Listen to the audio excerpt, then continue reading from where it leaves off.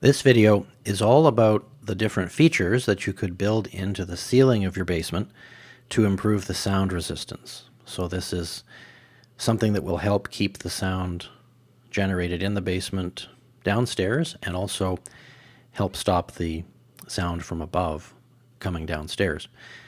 When it comes to soundproofing, it's really a series of choices of features that you can apply, and more or fewer of them. It really depends. So what we've got here, these are the floor joists. They exist in your basement now. And then this is the subfloor here. So people walk up on top of that, on top of the finished floor that's on top of that. And down here we have the basement space. So a few things are going on here. If you only wanted to do one thing to improve the sound resistance, soundproofness of your basement, it would be to install this item here. This is called Resilient Channel, and it's a sheet metal product that's designed to greatly reduce the contact between the drywall of a ceiling and, in this case, the floor joists up above it. So the Resilient Channel is held by these clips.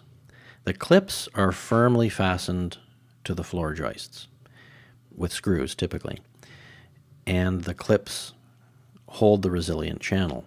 Now, the drywall does not fasten directly to the floor joists at all. The screws that hold this first layer of drywall go into the resilient channel. They make their own hole in that channel, and they thread into that channel, and that's what holds the screws. So there really is very little contact between the drywall and the joists, and that's what helps greatly to reduce sound transmission. So as I said, if you just wanted to do one thing, that would be the thing to do.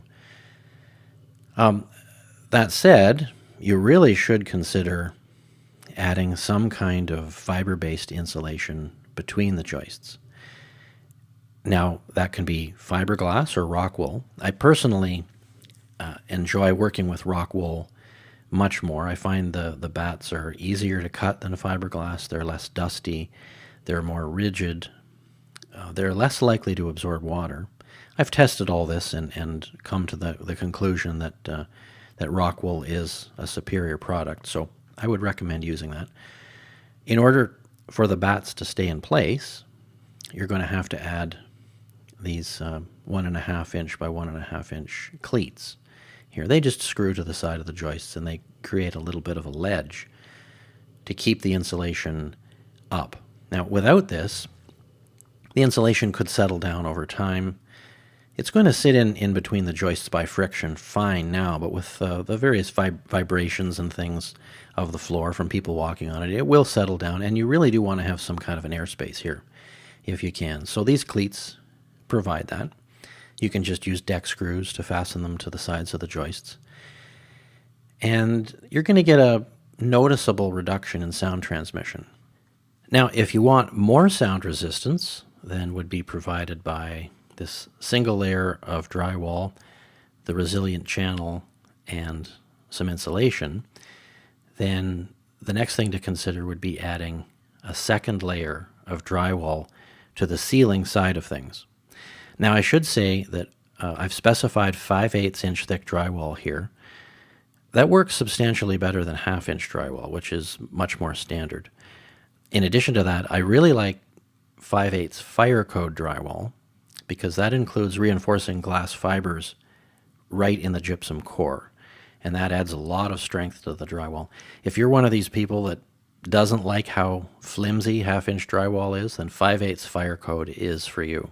It's required in commercial buildings because of its fire resistance, but it's just plain more substantial in a home situation too.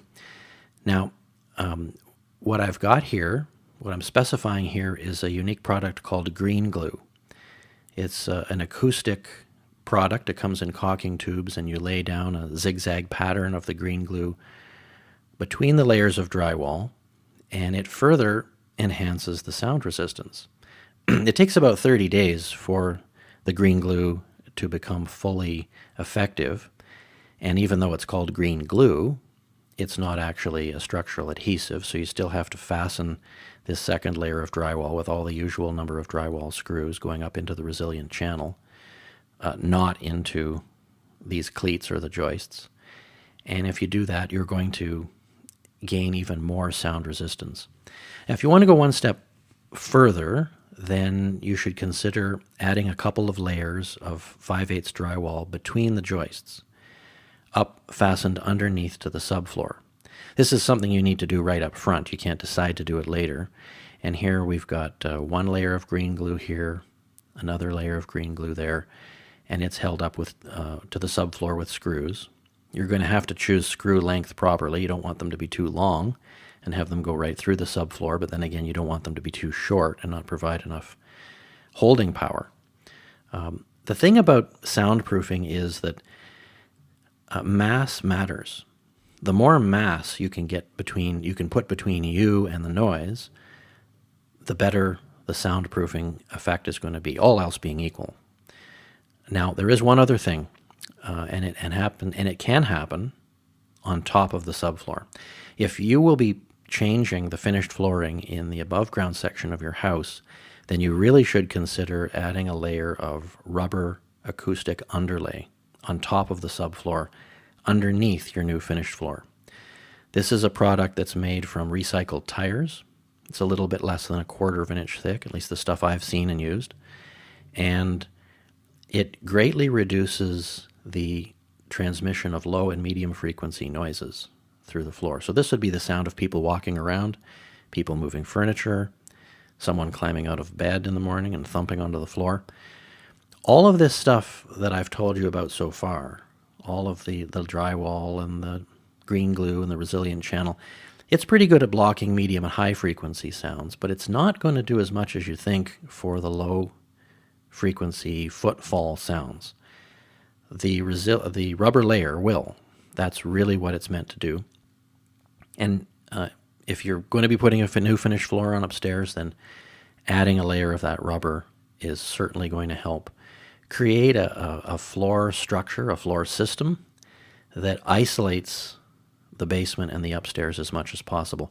And that's a very important thing, because the size of a house is really about how, at least in part, about how we perceive the presence of others around us. So your home and your finished basement is going to seem a lot larger if you don't hear things going on upstairs, and vice versa. So this is the recipe for a seriously sound-resistant ceiling in your basement, and I think you'll find all these details make a big difference that's worthwhile.